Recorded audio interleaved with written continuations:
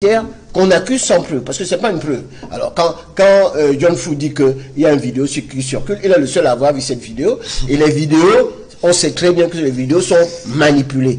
Quand des affaires de ce type se passent, il faut parler au conditionnel, il ne faut pas être affirmatif. Moi, je suis indigné par cette affaire-là. Ce n'est pas la première fois que ceux qui l'appellent les ambazoniens brûlent.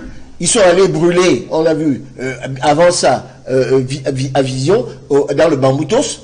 Vous qui êtes le représentant à l'ouest, ils ont brûlé, ils brûlent les écoles, ils brûlent tout, et c'est pas la première fois qu'ils le font. Et ce que je trouve déplorable, c'est que vous n'accusez pas ces personnes-là qui font, j'allais dire, il faut tout brûler, c'est-à-dire, comme ça ne marche pas, il faut tout brûler, il faut tout voler, et il y a ceux qui rançonnent les gens. Donc il faut s'indigner.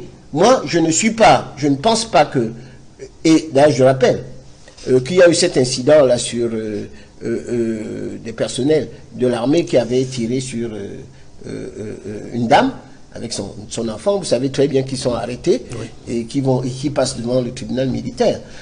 Donc ça se passe comme ça. Donc il faut savoir que la justice militaire existe et elle est excessivement sévère.